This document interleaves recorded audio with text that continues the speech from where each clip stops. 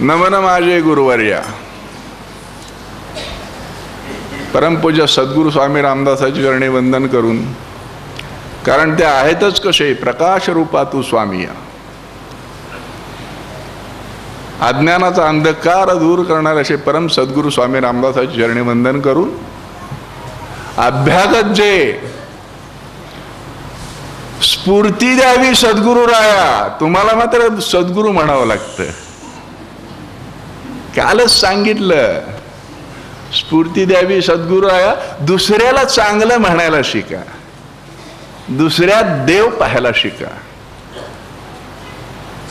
आपण ओघाओघानं आलो, आपण आपलं आत्मपरीक्षण केलं, आत्मनिरीक्षण केलं. आपण कसे आहोत बऱ्याच जणांनी पाहिलं, स्वतःला ओळखलं असेल, स्वतःचा आतला आवाज ऐकला असेल. मात्र स्वात्मदीक्षेचा प्रयोग कुणी केला नसेल. इथंच थोडासा घोटाळा होतो. आपण कुठे कमी पडतो? आपण आपलाच विचार करतो, तिथेच आपण कमी पडतो. आपण आपल्याशिवाय जगाचा विचारच करू शकत नाही, म्हणून आपण वारंवार चुकतो. पण जे जगाचा विचार करतात, विश्वाचा विचार करतात, ज्यांची मती अशी आहे, हे विश्वची माझे घर, ऐशी मती जयांची स्थिर, त्यांच्या चुका मात्र कधीच होत नाहीत. त्यांना अपयश मात्र कधीच येत नाही, त्यांना दुःख मात्र कधीच होत नाही. कारण ते जगाचा विचार करतात, दुसऱ्यांचा विचार करतात. आपण आपल्या घरातनं चालू करायचं. आपल्या घरापासून आपण गल्लीपर्यंत जायचं, गल्लीपासून दिल्लीपर्यंत जायचं, दिल्लीपासून विश्वापर्यंत जायचं. हा एक राजमार्ग आहे. तुम्ही म्हणताल हे शक्य आहे का? शक्य आहे, अशक्य काही नाही. त्याच्यासाठी एक अस्त्र सांगितलेलं आहे, शास्त्र सांगितलेलं आहे. योग याग आपल्याला शक्य नाही हेही मान्य केलेलं आहे मी. सगळ्यांनी योग आणि यागच करत बसलं तर काम धंदा करायचा कोणी? तुमच्यासारखी प्रवचनच काका देत बसलं तर घरच्याला खाऊ काय घालायचं आम्ही, असं म्हणणारे आहेत बुद्धिवादी. त्याच्यासाठी सांगितलंय उपासना. कालही सांगितलं. पण मला एक सांग, उपासना म्हणजे काय? महत्वाचा भाग आहे. उगा सांगितलं, काकांनी सांगितले उपासना करा. अरे उपासना करा म्हणजे काय करा? उपवास करायला सांगितला. उपवास. मग केळीला उत्तम आहेत बाजारात, सफरचंद आहे, नवीन साबुदाणा आलेला आहे चांगला, तो ताबडतोब इन्स्टंट होतो, अतिशय चवदार रुचकर होतो, बगर होते. शेंगदाणे चांगल्या चांगल्या प्रकारचे गुजरातचे शेंगदाणे मिळतात बाजारात. ह्या उपवासाच्या ह्या कल्पना आहेत आपल्या. उपवास हा शब्दच असा आहे, त्याची संधी फोड आहे उपनिवास. उपनिवास म्हणजे देवाच्या सानिध्य राहणे. काय सुंदर कल्पना आहे बघा. पण ह्याचं प्राकृत आणि मराठीत सांगताना तुम्हाला शनिवार करा का? शनीची 7:30. हा स्वतः शनी असतो, ह्याला कशी 7:30 लागणार? वैचारिक प्रदूषण आपलं एवढ्या पातळीला गेलेलं की आपण स्वतः शनी असतो. मला एकदा मागं काय झालं, फार दिवसापूर्वी एक महाशय उभारले होते आमदारकीला, आणि ते मला म्हणले, काका माझ्यासाठी तुम्ही शनीला अभिषेक करा. म्हणलं का रे बाबा, शनीला का अभिषेक? तर माझा शनीचा जरा त्रास चालू आहे आणि मग शनीला अभिषेक केलं तर मी निवडून येईन. म्हणलं असं का? कोणी सांगितलं तुला? तर सांगितलं म्हणे एका ज्योतिषानं सांगितलं, ठीक आहे, काय हरकत नाही, मी तर पौराहित्य करत नाही, कुठला तरी भटजी बघ, आणि यावलीला तसं शनीचं मंदिरही नाही, या यावलीला शनीची सावली सुद्धा नाही आहे म्हणलं, तूच पहिल्यांदा आलास. मग ते म्हणे असं काय, मी दुसऱ्यालाच सांगितलं असतं, पण आचारसंहिता आहे ना, त्या माणसाला रोख द्यावं लागेल सगळं, दान दक्षिणा तेल बिल, तुमच्याकडे सगळं उदार चालतंय म्हणून तुम्हाला सांगितलं. म्हणलं असं कर, त्यापेक्षा तुझ्या खात्यावर एक डबाभर तेल घे आणि स्वतःच्या बोडक्यावर ओतून घे. तू स्वतः शनी येले का? तू शनीला अभिषेक कशाला करतो? तुझ्या डोक्यातला भुस्सा काढून टाक, घाण काढून टाक. खरोखर लोकांची सेवा करायची असली तर उभा राहा, लोकांची सेवा कर. मला सांगा, मी असं स्पष्ट बोलल्यावर मला तो काय म्हणला असेल? जाऊ द्या, विषय असा आहे, उपवासावरून निघाला आपला, आपल्या डोक्यात सांगताना प्राकृतचं मराठीत करताना सुद्धा त्याचा एवढा चुतडा केलेला आहे, निरंकार उपवास, मरायची पाळी ती सारखं लक्ष. चहा घेतला असतं तर बरं झालं असतं, कशाला कोरड पडली? कुणी सांगितलं उपवास करायला? कुठल्या गाढवानं सांगितलं म्हणतो मी? उपनिवास. मग तुम्ही म्हणता काका तुम्ही सुद्धा सांगितलं होतं आम्हाला सोमप्रदोष करत जा, है की नाही? बरेच आहे तिथं माता भगिनी. मी सांगतो सोमवार आला, ज्याला शक्य आहे त्यांनी उपवास करा, म्हणजे काही खाऊ नका ज्याला शक्य आहे. नाहीतर का बऱ्याच जणांना गोळी घ्यावी लागते, डायबिटीज असतो, ब्लड प्रेशर असतो, आणि मग जेवणाच्या आधी गोळी घेतल्याशिवाय जेवायचं नसतं, आणि जास्त वेळ उपाशीही राहायचं नसतं, वगैरे वगैरे वगैरे. डॉक्टरनी सांगितल्याप्रमाणे स्वतःच्या शरीराचे फार लाड करायची सवय लागलेली असते आपल्याला, जिभेचे चोचले पुरवायची सवय लागलेली असते. त्यामुळे हे बऱ्याच गोष्टी आपणहून आपल्यावर लादून घेतो. मी चक्क सांगतो, तुम्ही भरपूर खा, पाहिजे ते खा. तुम्हाला उपवास शक्य नाही करू नका, शक्य अवश्य करा, पण प्रदोष काळ विसरू नका. प्रदोष काळ म्हणजे सूर्यास्तापूर्वी 1.5 प्रहर, म्हणजे 7ला सूर्यास्त होत असेल तर 5:30 ते 7च्या दरम्यान बेलाची पानं 3 मुठी व्हायची, त्याचा 1 मूठ काढून घ्यायची, त्याचा रस काढायचा आणि तो प्राशन करायचा, आणि सर्वांगाला चोथा लावून त्या बेलाच्या पानाचा स्नान करायचं. हे व्रत आहे. ते जर केलं तर कायिक वाचिक मानसिक आर्थिक सगळ्या गोष्टीतून माणसाची शुद्धता होऊ शकते.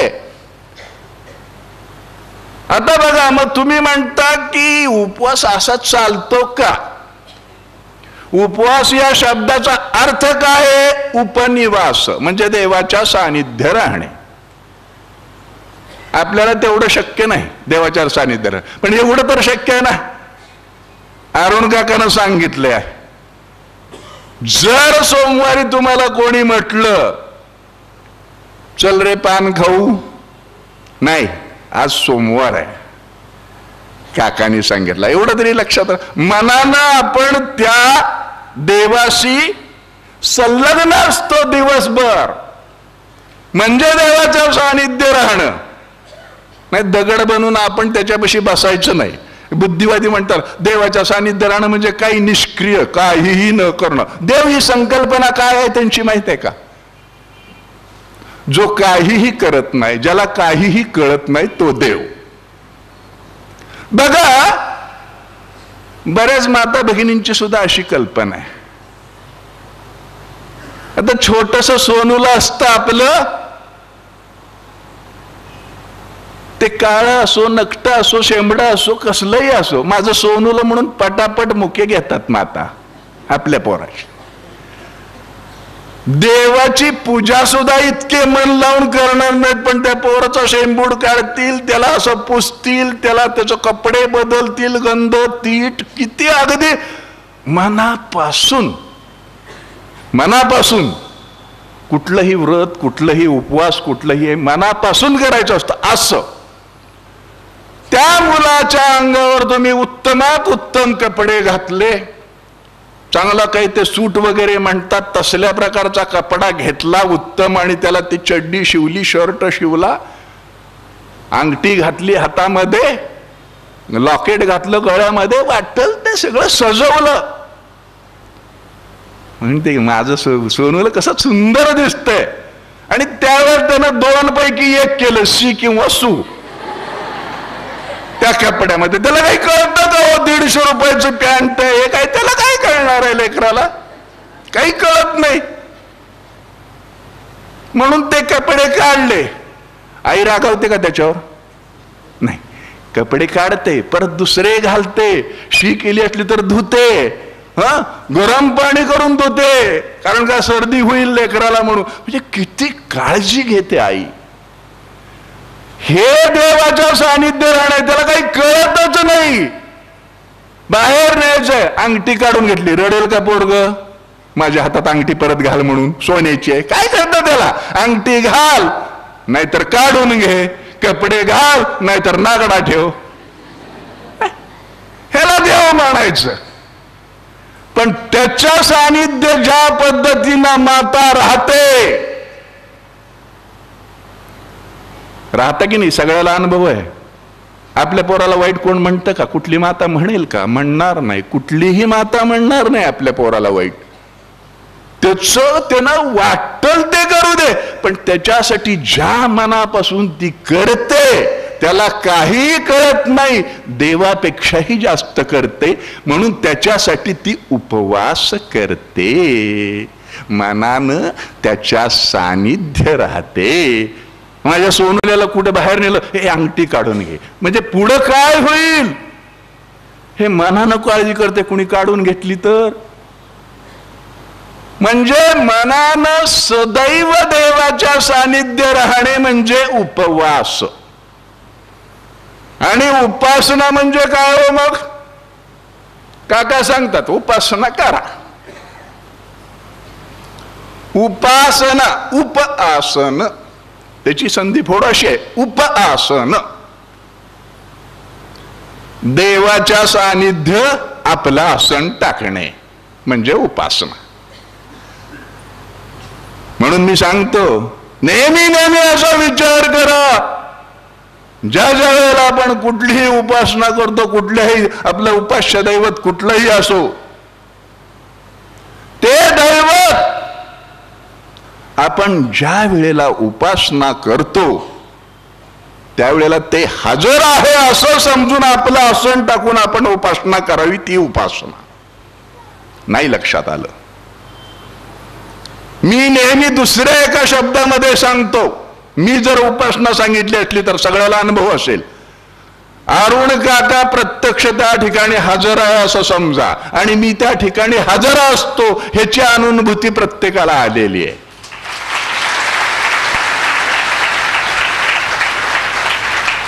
बरेच जण काय म्हणतात माहितीये का? आली अनुभूती, बऱ्याच जणांना आली, सुगंध आला, पण आम्हाला नाही आला. आम्हालाच काय येत नाही. म्हणजे मनापासून तुम्ही उपासना करतच नाही. त्याचं उत्तर तिथंच आहे हो. आता एक गंमत, मी सुद्धा म्हणतो मला सुगंध कधीच येत नाही. सुगंधासाठी झिजलो आणि सुगंध होऊन ठेवलो. माझा सुगंध मला येणार कसा? सुगंधच मी आहे, त्या सुगंधाचा सुगंध यावा का? म्हणजे एवढी एकरूपता तुम्हाला सुद्धा प्राप्त झाली पाहिजे. तुम्ही असं म्हणता का म्हणे आम्हाला सुगंध येत नाही? कशाला यायला हवा? अरुण काका तुमच्या हृदयात आहे, सुगंध तुमच्या हृदयात आहे, कशाला तुम्हाला सुगंध यायला हवा? म्हणजे एवढी एकरूपता, सकारात्मक विचार याला म्हणतात. काल सांगता सांगता बऱ्याच गोष्टी सांगितल्या स्वात्मपरीक्षणाच्या, स्वात्मनिरीक्षणाच्या. त्यामध्ये सकारात्मक भाव इथपर्यंत आपण आलेलो होतो. सकारात्मक भाव असा, जीवन जगण्याचा भाव हा सकारात्मक असावा. उपासना सकारात्मक भावानी करावी. तुम्ही उपासना केली, काय अनुभव आला हो तुम्हाला? असं विचारणं म्हणजे सकारात्मक भाव आहे का? नाही. अहो, त्या अरुणकाकाला एक धंदा नाही. आम्हाला सकाळ उठल्यापासून थोडी कामं असतात का? उठसूट उपासना करा, व्रत करा, वैकल्य करा, हे करा, ते करा, योग करा, याग करा, वाटल ते सांगतो. नाही माय बाप्पानो, मी याच्या विरोधातला माणूस आहे. कुठल्याही प्रकारचं अवडंबर करू नका. अवडंबर करणं म्हणजे धर्म नव्हे. माझ्या एक अवडंबराचा भाग सांगतो. आमच्या गावामध्ये माझा एक बालपणीचा मित्र होता, आहे अजूनही तो आहे. त्याची बायको म्हणायची, सगळ्यांची तुम्ही दारू सोडता, ह्यांची सोडा ना. मी म्हणतो, तो प्रयत्न करतो, अरुण काका कसा पिल.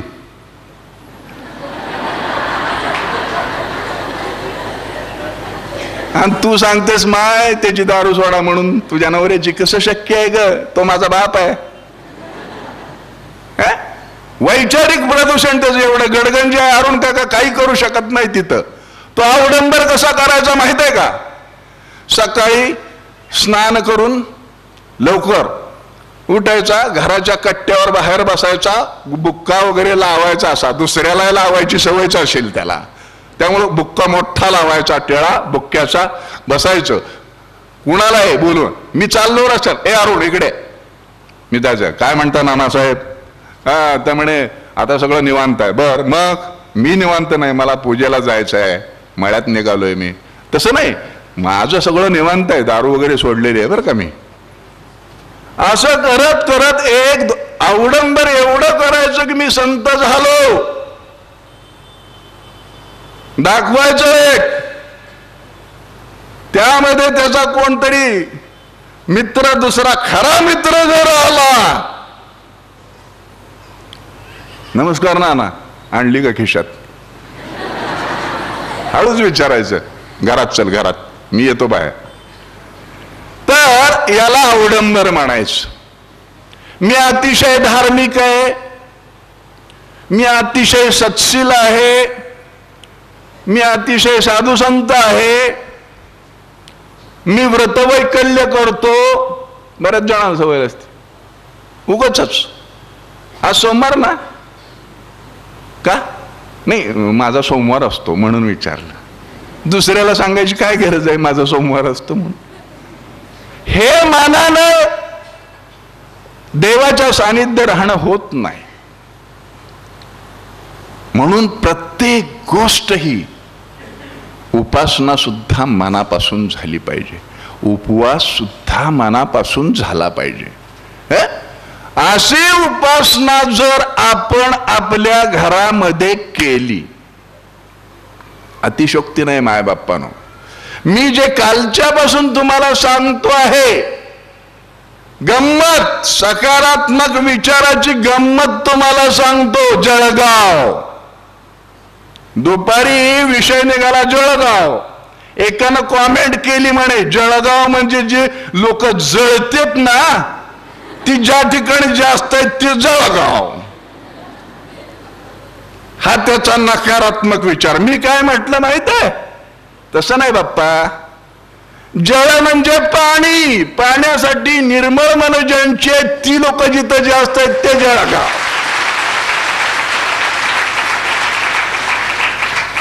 का आपण असा विचार करू शकत नाही, दुसऱ्याला वाईटच म्हणायचं? कारण आपल्या डोक्यात प्रदूषणाशिवाय दुसरं काही असतच नाही. जिथं ज्वलन, जिथे ज्वलन तिथं प्रदूषण, जिथे ज्वलन तिथं प्रदूषण, आणि जिथं म्हणजे हवन, ज्या ठिकाणी हवन होतं तिथे असतं समर्पण. समर्पण अतिशय शुद्ध सात्विक विचार आहे. समर्पित भाव अतिशय उच्च कोटीचा असतो. आणि उपासना करून करून करून करून करून आपल्या मनावर, आपल्या घरामध्ये असणाऱ्यांच्या मनावर, आपल्या घरातल्या प्रत्येक गोष्टीवर, आपल्या घरातल्या वातावरणामध्ये त्या समर्पित भावाची वलय निर्माण होतात. आणि घरातल्या कसल्याही प्रकारचे दोष असो, घरामध्ये वास्तुदोष असो, बाह्यशक्तीचा त्रास असो, वाट्टल ते असो, मायबाप्पानो, सगळे दोष उपासनेमुळे नाहीसे होतात हा माझा दावा आहे. आणि तो असा आहे, मी कालच सांगितलं, अध्यात्मातल्या एकाही गोष्टीची उत्तरं नाहीत. आता तुम्ही म्हणताल दावा आहे, कसा आहे सांगा, अप्रूव्ह करून दाखवा. अरुण काका दाखवू शकत नाही, अनुभवा. तुम्ही उपासना करा, तुमच्या घरातलं वातावरण बदलतं का नाही तुम्ही पहा. मी काय प्रूव्ह करणार? मी अनुभवलंय, माझं आयुष्य समर्पित आहे. मला वयाच्या 3 वर्ष असताना अनुग्रह मिळालेला आहे मायबाप्पांना. मी कधी प्रपंच हा विषय माझं लग्न झालेलं आहे, मला बायको आहे, मला मुलगा आहे, मला मुलगी आहे, सून आहे, जावई आहे, नातवंड आहेत, सगळं आहे. तरीही माझं मनापासून त्यात लक्ष नाहीये. मनापासून लक्ष नाहीये. मनापासून लक्ष कशात आहे? याच्यातच आहे. हा जो आनंदाश्रम परिवार आहे, माझी अखंड उपासना एकच चालू आहे मायबापानो. तुम्ही कधीही आवलीला या, आनंदाश्रमी या.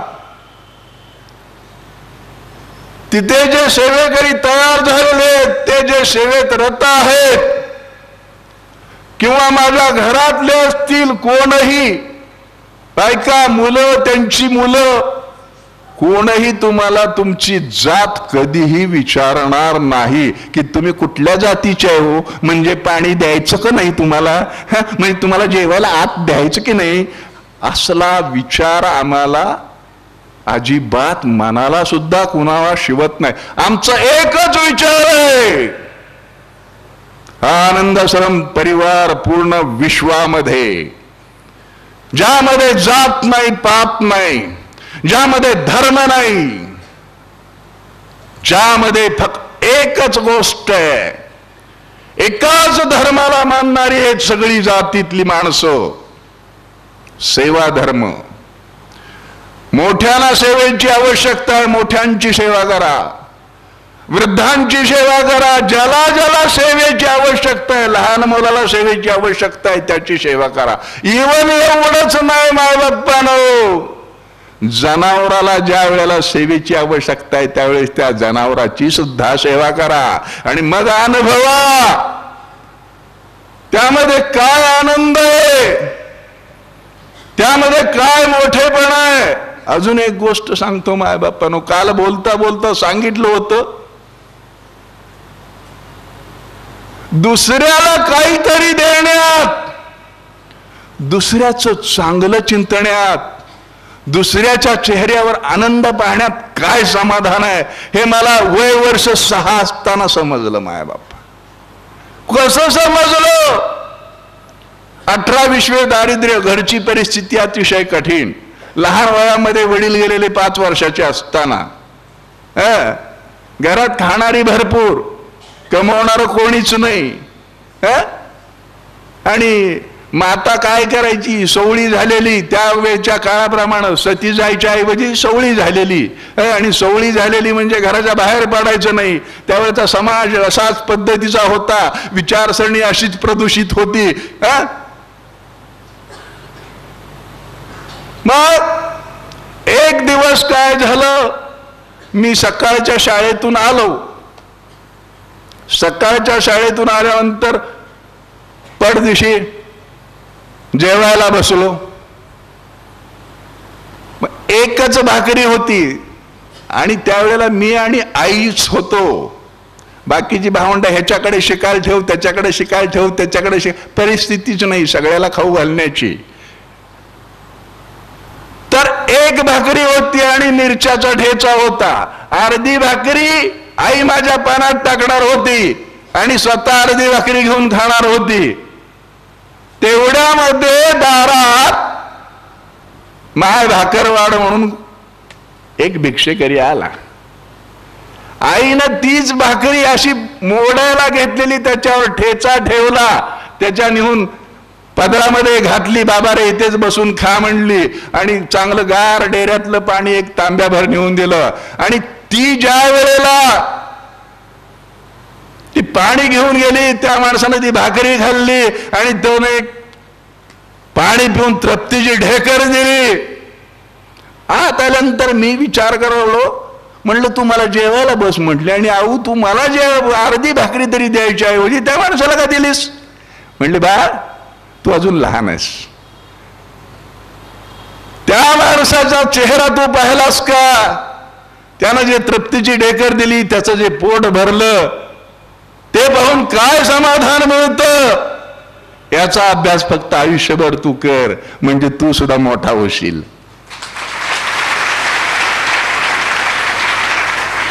खरी गुरु माता, खरा गुरु पिता. गुरु हा अनुग्रह देतो, माता पिता त्याला वृद्धंगित करतात. 3 वर्षाचा असताना आयुष्य, पोराला साधा शेंबूड पुसता येत नाही 3 वर्षाच्या. मला अनुग्रह मिळाला. तुम्ही विचार करताल हे खरं आहे का, हे शक्य आहे का? मी कालही सांगितलं, ज्या गोष्टी मला पटतात त्या मी छातीटोकपणे सांगतो. मी रूढी परंपरावर प्रहार करतो, तसाच ज्या गोष्टी योग्य आहेत त्या योग्यच आहेत हे छाती ठोकपणे सांगतो. मला कोणी प्रतिगामी म्हटलं तरी चालेल, पण पुनर्जन्मावर माझा भरपूर विश्वास आहे ना. पुनर्जन्म हा प्रत्येकाला असतोच, पण मी प्रूव्ह करून देऊ शकत नाही. देऊ सुद्धा शकतो, पण ते तुम्ही ऍक्सेप्ट करून घेऊ शकत नाही. तुम्ही ते अनुग्रहित करून घेऊ शकत नाही. आता बघा, तुम्हाला गंमत सांगतो, माझंच उदाहरण घ्या. 3 वर्षाचा असताना मला अनुग्रह मिळाला. काय मिळाला?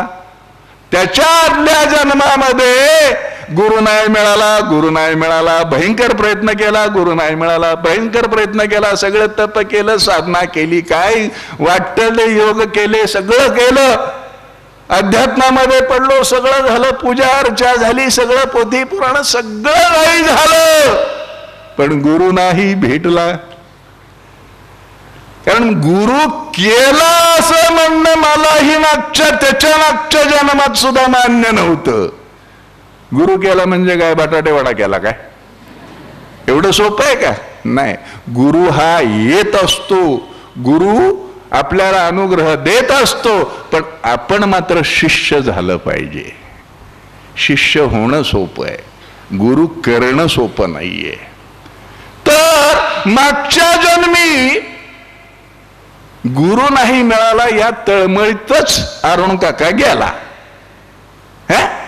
आणि मग पुनर्जन्म ज्या वेळेला प्राप्त झाला, मागच्या जन्माची पुण्याई फळा आली आणि 3 वर्षाचा असताना अरुण काकाला गुरु मिळाला.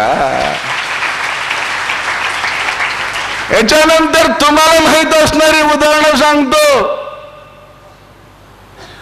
खानदेश, विदर्भ, मराठवाडा संतांच्या भूमीत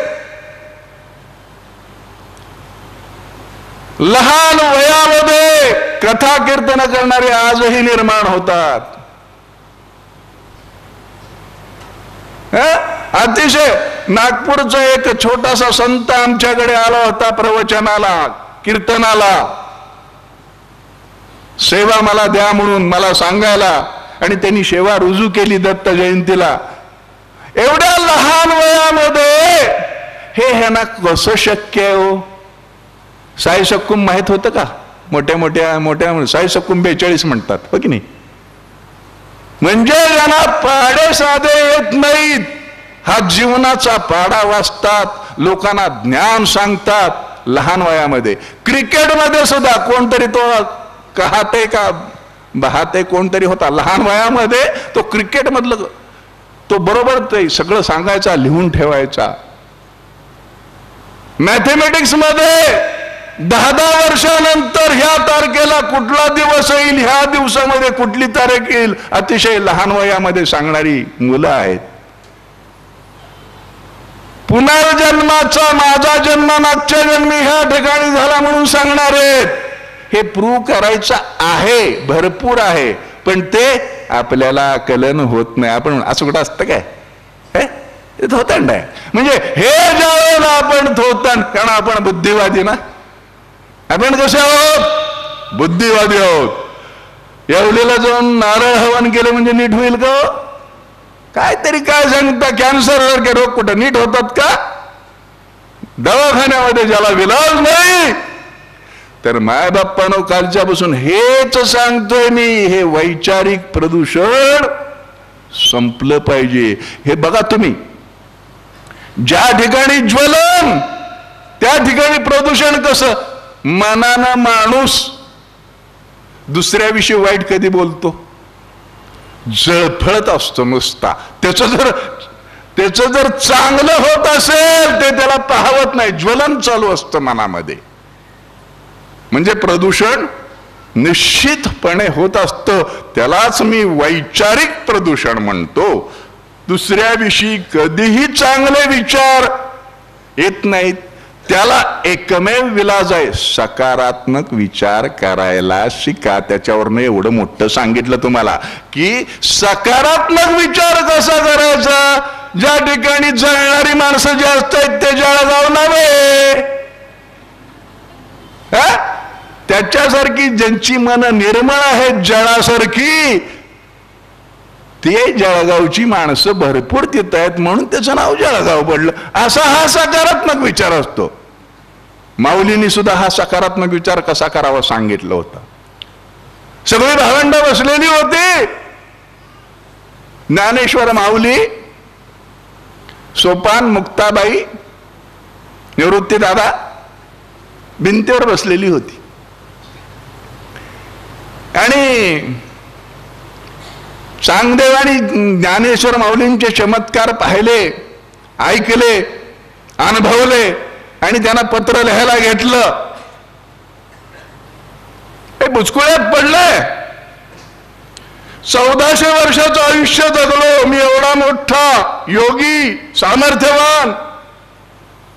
आता त्या चिमुरड्या पोराला 16 वर्षाच्या काय मायना लिहावा? तीर्थरूप लिहावं, चिरंजीव लिहावं. त्यांना पंचायत पडली, लिहावं काय ह्या पोराला? चिरंजीव लिहावं, आशीर्वाद द्यावे तर ज्ञानानं आपल्यापेक्षाही मोठा. आणि जर तीर्थरूप लिहावं तर वयानं 16 त्याचं दुसरं रूपच अजून तयार झालेलं नाही. त्याला त्या तीर्थरूप म्हणायचं कसं? तीर्थरूप मायना. आपण प्रत्येक गोष्ट करतो, आपण प्रत्येक गोष्ट लिहितो, प्रत्येक गोष्टीचा विचार करतो, त्याचा अर्थ काय असतो मायबापन? तीर्थरूप. आपण पत्र लिहिताना तीर्थरूप, ज्याचं स्वरूप तयार, तीर्थ स्वरूप सुद्धा लिहितात. ज्याचं दुसरं स्वरूप आहे तयार, मुलं बाळ झालेले आहेत, अशासाठी तीर्थ स्वरूप म्हणतात. पवित्र समजलं जातं. असो तर माऊलींना तीर्थरूपही लिहिता येत नाही, चिरंजीवही लिहिता येत नाही. बुचकळ्यात पडले चांगदेव. मग त्यांनी काय केलं? पत्राची घडी केली तशीच, काही न लिहिता. आणि शिष्याला सांगितलं, त्या आळंदीच्या पोराला हे नेऊन दे आणि सांग आमच्या चांगदेव महाराजांनी हे पत्र तुला दिलेलं आहे. त्या पद्धतीनं तो शिष्य आळंदीला गेला. ही पोरं बसलेली होती भिंतीवर. आणि मग त्या ठिकाणी त्यांनी सांगितलं, आमचे चांगदेव महाराज इथे संन्याशाची पोरं आहेत 4, ती कुठं राहतात माहित आहे का तुम्हाला? ते म्हणाले आम्हीच आहोत. काय सांगितलंय तुमच्या चांगदेव महाराजांनी? हे पत्र दिलंय म्हणे. मुक्ताईनं ते पत्र विस्कवून घेतलं त्याच्या हातातून सेवेकऱ्याच्या, आणि असं उलगडलं. असं पाहिलं, असं पाहिलं, असं पाहिलं, खालनं पाहिलं, वरनं पाहिलं, मागनं पाहिलं. म्हणजे अरे अरे अरे अरे चांग्या, 1400 वर्षाचं भोसडीच्या आयुष जगालाच, पण तुला अक्कल थोडी सुद्धा नाही की रे. माऊलीने पडदिशी ते पत्र घेतलं आणि सांगितलं, मुक्ताई असं बोलू नये बरं. चांगदेव महाराज श्रेष्ठ आहेत, आपल्यापेक्षा वयानं वरिष्ठ आहेत, ज्ञानानंही अतिशय श्रेष्ठ आहेत. काय म्हणतोस रे ज्ञानदा? तो वयानं श्रेष्ठ आहे, ज्ञानानं श्रेष्ठ आहे, त्याला साधं तुला काय लिहावं कळलं नाही, कोरं पत्र दिलंय. तसं नाही मुक्ताई, चांगदेव महाराज इतके श्रेष्ठ आहेत, ह्या त्यांचं मन जे आहे ना, हा कागद जसा कोरा करकरीत आहे, तसं चांगदेव महाराजाचं मन सुद्धा कोरं करकरीत आहे. त्यांच्या मनावर थोडा सुद्धा हा सकारात्मक विचार आहे. शिव्या देणं कोणाला येतं? त्यात काय अवघड आहे का? डिक्शनरी बघावी लागते का शिव्याची? पाठांतर करावं लागतं का शिव्याचं?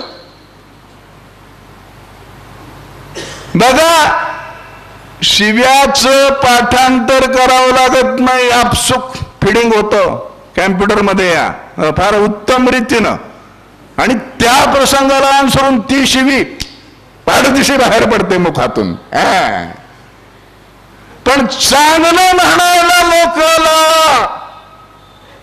लोकाच्या पुढं वाकायला, लोकाला झुकून नमस्कार करायला, लोकापुढं नम्र व्हायला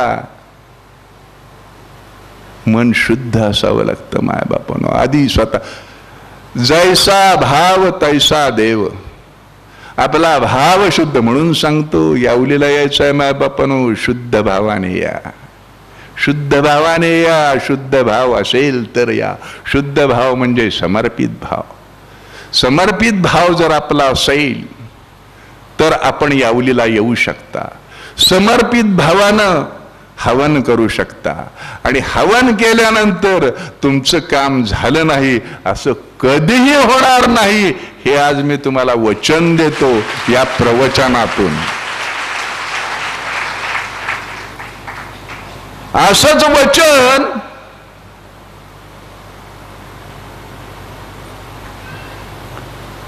सुदाम्यानं आपल्या बायकोला दिलं. सुदामा 18 विश्वेदारीत घरचं सुदाम्याचं, पण दोस्त कोणाचा? राजाचा, श्रीकृष्णाचा. बघा बरं भाव कसे असतात, भाव आपले कसे, त्यांचे कसे, भावांचं विश्लेषण कसं करावं, भाव कसे असावे, भाव कसे निर्माण होतात आणि कशा त्याचा पद्धतीनं विचार केला जातो. अतिशय उत्कृष्ट दृष्टांत आहे, लक्ष देऊन ऐका मायबापानं. सांदीपनीच्या आश्रमात असताना हा सुदामा आणि श्रीकृष्ण एकत्र शिकले, एकत्र, दोघे विद्येमध्ये पारंगत, पण एक झाला राजा, एक झाला भिकारी. 18 विश्वे दारिद्र्यधारी, झोळी काखेला, हे सुदाम्याचं आयुष्य. स्वतःच्या अंगावर वस्त्र नाही धड, बायकोच्या अंगावर ठिगळाचं वस्त्र, मुलं उघडी नागडी हिंडणारी, झोपडीमध्ये राहणार. ज्या दिवशी मिळेल उदरनिर्वाहाला त्या दिवशी मिळेल, ज्या दिवशी नाही मिळेल त्या दिवशी नाही मिळेल. एक दिवस बायको म्हणली, अहो तुम्ही नेहमी म्हणता तो श्रीकृष्ण देव प्रभू राजा तुमचा मित्र आहे म्हणे, तुम्ही सांगता छाती ठोकपणे, हो तो माझा मित्रच आहे म्हणे. आता बायकोचा भाव बघा बरं का, कहा राजा भोज, कहा गंगोत्री आहे, तोंड घ्या म्हणे, माझा मित्र आहे. काय भाव असेल तिचा? माझा मित्र आहे. अहो तो जर तुमचा मित्र आहे तर जावा ना, तो राजा आहे, काहीतरी आणा त्याच्याकडून मागून. रेड जाऊन काहीतरी घेऊन या. मुलाबाळांच्या तोंडात अन्नाचा कण जाऊ द्या. त्यानं वचन दिलं. काय त्याच्या बापाला भेट नाही मी त्या श्रीकृष्णाच्या. हा, तो माझा मित्र आहे, जातो आणि घेऊन येतोच. बऱ्याच लोकांना बायकोपुढं बड्या मारायची सवय असते, त्यातलाच हा प्रकार आहे. हा भाव ओळखायचे बरं का. कुणाचे बोलताना कसे भाव असतात हे ओळखण्याचं प्रत्यंतर आहे. बायकोला वाटलं बरं झालं आपण चिमटा घेतला म्हणून हा गेलं, आणि काही आणलं तर तेवढंच मुलांच्या मुखामध्ये जाईल म्हणून ती वाकडं बोलली. ती नवऱ्याला कधी वाकडं बोलणारी बायको नव्हती बरं का. अतिशय पतिव्रता सत्शील होती, पण तिचं पोरासाठी तिळ मन तुटत होतं. मुलाबाळांच्या मुखामध्ये काहीतरी घास जावा, त्यांना कपडा लत्ता अंगभर मिळावा, आपल्याला एखादी साडी उत्तम मिळावी, आणि नवराही उघडा नागडा न हिंडता कपडे घालून हिंडावा, एवढी त्या बिचारीची इच्छा होती माफक. हा, असा तिचा भाव होता. पण आपण काय म्हणतो बघा कशी बोलली नवऱ्याला. त्यावेळेस सुद्धा बायका अशाच बोलत होत्या का? बिलकुल नाही. त्यावेळेला बायका अशा बोलत नव्हत्या भाव, आणि आजही बोलत नाहीत. तुमचा भाव असा असेल, अरुण काका आज आम्हाला टुचून बोलतोय. अजिबात नाही, मी कधीही टुचून बोलत नाही. असो तर मग तो निघाले महाराज. सुदामा भेटतो काय म्हणे त्या कृष्णाच्या बापाला, जाऊन घेऊनच येतो, त्याच्याकडनं भरपूर धनसंपदा, माझा मित्र आहे तो. आणि गेले चालत गेले. त्यावेळेला हे जगतपालक श्रीकृष्ण महाराज असे पाहुडलेले होते स्वतःच्या महालामध्ये. त्या ठिकाणी मला जाऊन येण्याचा योग आला. बरं, ती भेट द्वारका म्हणलं जातं, समुद्रामध्ये आहे भेट द्वारका गुजरातमध्ये. मी जाऊन आलो त्या ठिकाणी, आणि माझं नशीब बघा, त्या ठिकाणी आम्हाला एक भटजी मिळाले, आणि 35 मंदिर आहेत. म्हणजे वाडाच आहे तो मोठा, पण 35 ठिकाण आहेत की ज्या ज्या ठिकाणी ज्या ज्या कथा घडल्या, ज्यांचं वास्तव्य होतं ते सगळी माहिती देणारा भटजी तिथं. आणि त्यानं नेऊन आम्हाला घरी नेऊन चहा पाणी केलं, आणि म्हणे महाराज तुम्ही आजच्या दिवस मुक्काम करा. म्हटलं माझ्या भाग्यात नाही बापा रे, श्रीकृष्णाने जेवढं तुला सुचवलं तेवढंच तू आम्हाला दाखवलं, बस झालं. असो तर सांगण्याचा उद्देश काय, ह्या घटना भेट द्वारकेला घडलेल्या आहेत, आणि ह्या मी त्याच्या जाण्याच्या अगोदर प्रवचनातून सांगत होतो. म्हणजे मला केवढा मोठा देणगी आहे पहा. तर असो तर हे मनापासून केलं तर मिळते प्रत्येकाला. तर ते गेले महाराज. मग पोचले त्या भेट द्वारकेला. मोठा राजवाडा, बाहेर द्वारपाल उभे होते. ए नागड्या उघड्या कुठं चाललास, हो बाहेर. अरे म्हणे तो श्रीकृष्ण आहे का? श्रीकृष्ण आहे का म्हणतो महाराजांना, नावानं हाक मारतो. मोठमोठ्याने लोक सेवेकरी धावून चालले अंगावर त्या सुदाम्याच्या, आणि इकडे हे पाहुडलेले जगतपालक श्रीकृष्ण महाराज हसतायत. रुक्मिणी माता म्हणते का काय झालं हसायला? अगं गंमत आहे म्हणे. कसली गंमत? तुम्हाला नेहमी गंमतच सुचते म्हणे. अगं तसं नाही, बाहेर की नाही माझा मित्र आलाय. काय तुम्ही माणसं मित्र आलाय म्हणता आणि तुम्ही हसताय काय? तो आवाज नीट ऐक, त्याला द्वारपाल येऊ देत नाहीत. तू जाऊन ते सांग द्वारपाला ना येऊ दे त्याला आत, तुझ्याशिवाय कोणाची मात्रा चालणार नाही. बघा बरं काय म्हणजे कशा खोड्या श्रीकृष्णाच्या. झोपलेत महाराज, त्यांचे भाव काय? आपल्या पत्नीला सांगितलं रुक्मिणी मातेला. रुक्मिणी माता गेली आणि तिथं असं ज्या कमानी असतात त्यातून पाहिलं बाहेर. द्वारपालांचं लक्ष गेलं. मातेनं सांगितलं येऊ द्या त्यांना. स्वतः भर खाली आली. सुदामाला अतिशय आनंद झाला. सुदामा म्हणाला वहिनी काय होय तुमचे नोकर चाकर आम्हाला आत येऊ देत नाहीत गरीबाला. असं काय बोलता भाऊजी, चला. दासीना बोलवलं आणि सांगितलं दुसऱ्या सेवेकरांना बोलून यांना चांगलं तेल बिल लावून आंघोळ घाला, अभ्यंग स्नान घाला, उत्तम की पितांबर नेसायला द्या. यांचे मित्र महाराज आहेत, त्यांच्या भेटीला यांना असं जायचं नाहीये.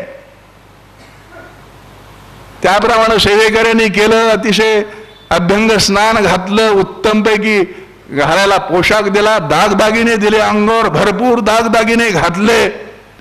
परंतु एक गोष्ट मात्र, तो पंचा जो होता असा फाटका आणि असा धरलेला होता मुठीमध्ये, तो पंचाचा असा टाकून आले अंगावर आणि मुठ अशी धरलेली. रुक्मिणी माता म्हणल्या, अहो काय समजतं भाऊजी तुम्हाला, एवढे सुंदर वस्त्र परिधान केले, एवढे दागदागिने घेतले आणि हा फाटका तुटका.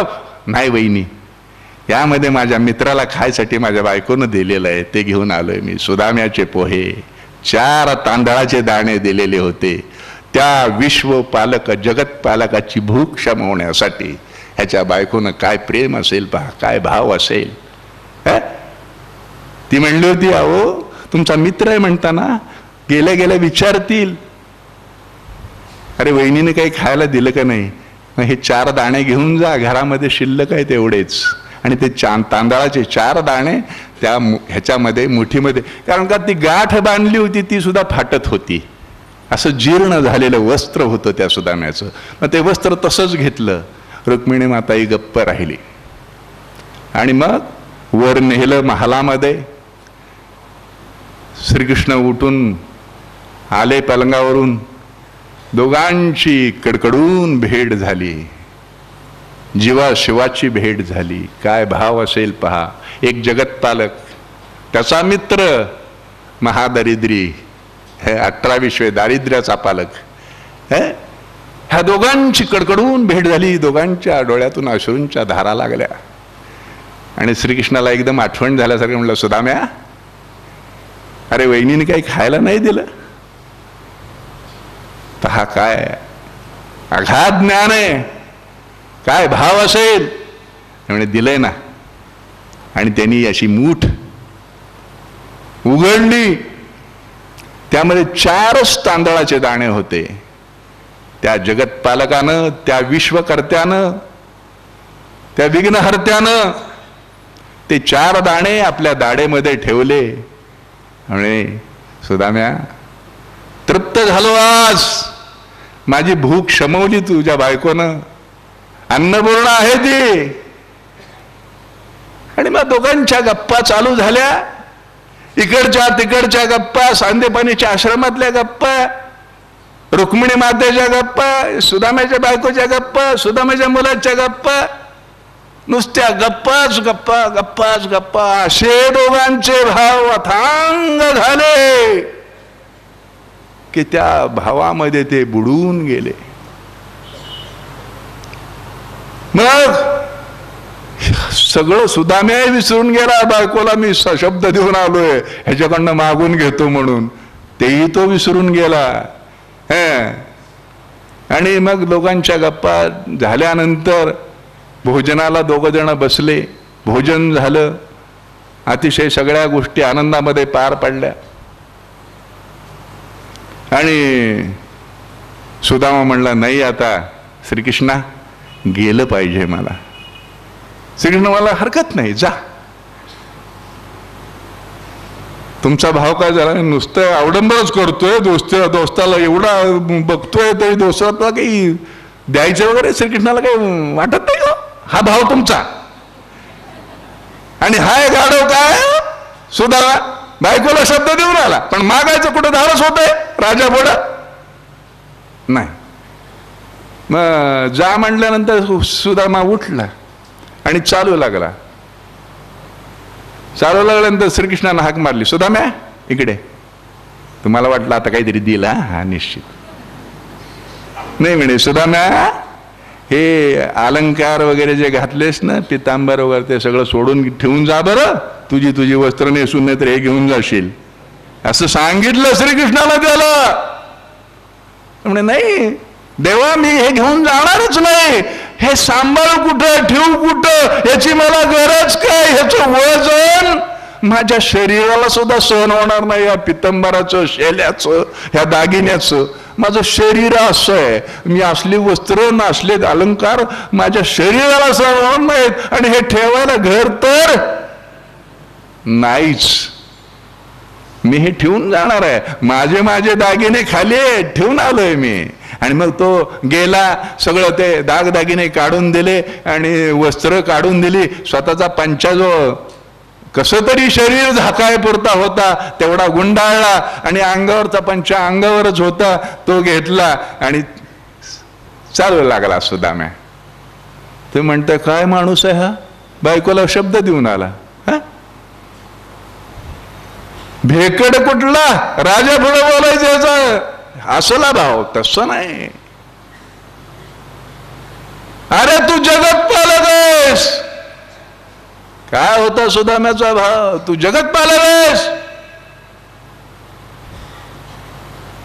जगत पालका नाश करता तसा तू, तुझ्या पुण्यपादी अति नम्र आलो.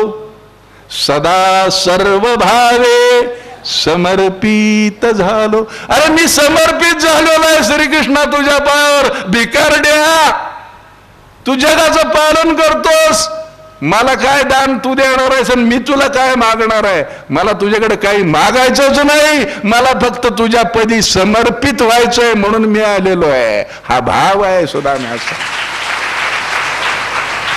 अति उच्च कोटीचा भाव, समर्पित भाव, शुद्ध भाव. सुदाम्या निघालेला आहे.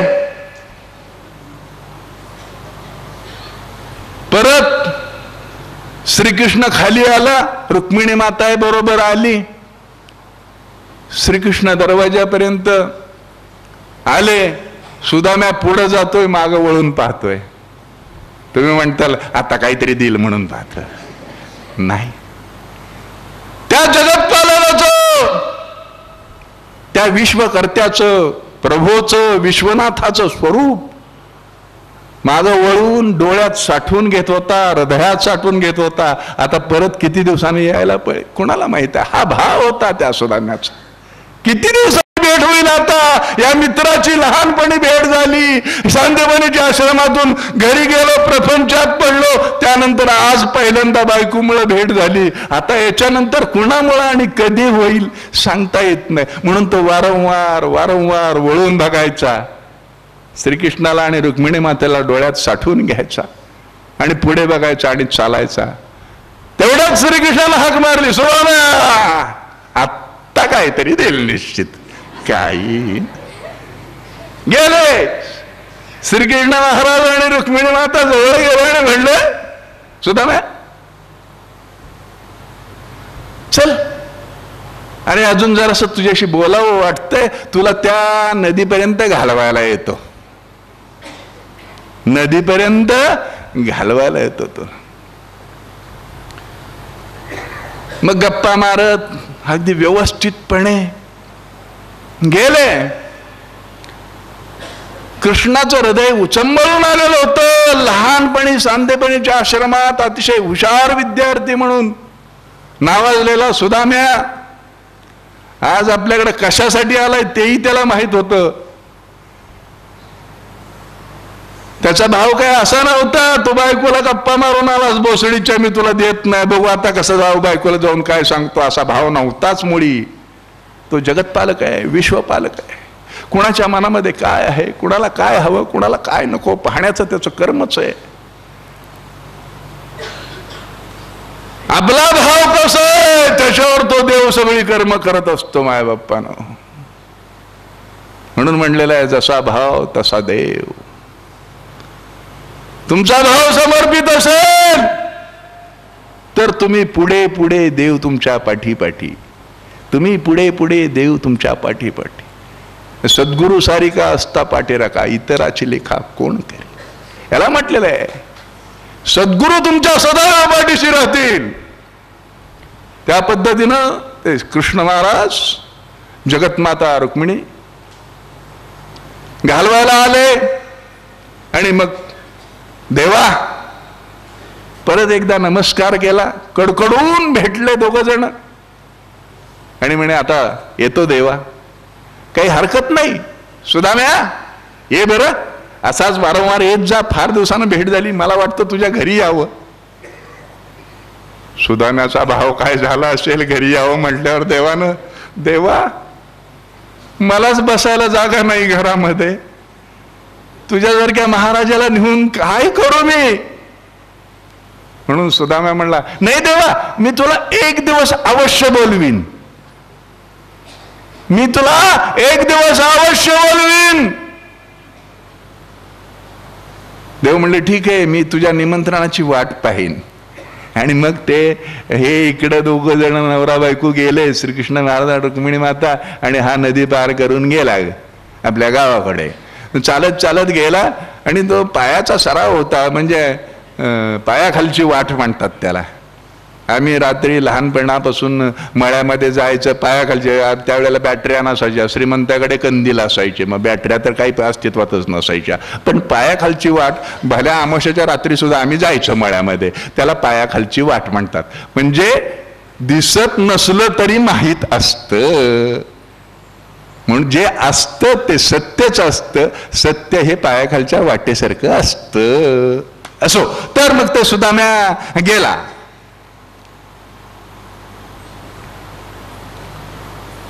या ठिकाणी अजून एक छोटस सांगतो, आठवलं मला, सांगावं असं वाटतंय. नदीचा विषय निघाला, नदी पार केली. रामरायाच्या बाबतीत असंच घडलं होतं. रामराया, सीतामाता, लक्ष्मण, नदी लागली मध्ये. लक्ष्मणाने रामराया जाऊ शकत होते नदीच्या पलीकडे, पण सीतामाता कशी जाणार. मग तो नावाड्या आला तिथे, म्हणे प्रभू बसा माझ्या नावेमध्ये, मी तुम्हाला पहिलं तीराला नेऊन सोडतो. गंमत पहा, प्रभू मी तुम्हाला पहिलं तीराला नेऊन सोडतो, बसा माझ्या नावेमध्ये. हे दंडकारण्यात बोंबलत हिंडणारे तिघ जण, यांच्याविषयी पैसा नाही, अडका नाही, दाग नाही, दागिने नाही, काहीच नाही की हो. म्हणे बापा रे, तुला किती द्यावे लागतील मोहरा, काही आहे काही तुझा ठरलेला भाव. नाही म्हणे देवा, तुमच्याकडून काय घ्यायचं. तसं नाही, हा तुझा व्यवसाय आहे. त्यावेळेला त्या नावाड्यानं एक उत्तर दिला, अतिशय सुंदर उत्तर आहे, भाव पूर्ण उत्तर आहे, म्हणून हे सांगतोय. देवा, धोबी कधी धोब्याच्या कपड्याचे पैसे घेतो का. समजा एखाद्या धोब्याकडे एका धोब्यानं स्वतःचे कपडे टाकले, धोबी. न्हावी कधी न्हाव्याच्या केसा कापायचे वगैरे पैसे घेतो का, घेणार नाही. म्हणजे आपण समव्यावसायिक आहोत म्हणला. देवा, तू आणि मी समव्यावसायिक आहे, तुझे पैसे मी कसे घेणार. मोठा दावा केला त्यानं. देवाला रामरायाला कोडं पडलं, म्हणला समव्यावसायिक, लगा मी नावाडी कधीपासून झालो. जातीपाती पडल्या, ह्या व्यवसायावरून पडल्या, त्याची ही उदाहरण आहेत. म्हणला देवा, मी या किनाऱ्यावरून त्या किनाऱ्याला तुला सुद्धा नेऊ शकतो, ही नदी पार करू शकतो, आणि तू तरी दुसरं काय करतो. सगळ्याची जीवन नय्या या किनाऱ्यावरून त्या किनाऱ्याला नेतो. काय भाव आहे पहा बरं. आपण देवाच्या बरोबरीचे आहोत. नंतर तुम्हाला म्हटलं की नाही, अरे स्वतः आधी देव, स्वतःत पहा, स्वतः देव व्हा, मुलात देव बघा, बायकोत देव बघा. तुम्ही काय म्हणता, काका ते आम्हाला शक्य नाही हो. का काका ते आम्हाला शक्यच नाही. अरे पण का. त्यांना एक भीती असती, तुमचे तुम्ही करावं काका. अरे पण का. कारण देव व्हायचं म्हणलं की देवाला काय काय चालत नाही ते त्यांना लगेच डोक्यापुढे लिस्ट येते. देवाला गुटखा चालत नाही, देवाला मटका चालत नाही, देवाला दारू चालत नाही, देवाला बिडी चालत नाही, देवाला काडी चालत नाही, देवाला तंबाखू चालत नाही, देवाला काय चालत नाही ह्याची लिस्ट येते पुढं. आणि मी एवढं सगळं सोडायचं देव होण्यासाठी. आम्हाला जमणार नाही. म्हणून देव व्हायला कोण तयारच नाही. असो तर हा सुद्धा म्या पायाखालच्या वाटेनं गेला घरापर्यंत आणि चक्रावून गेला.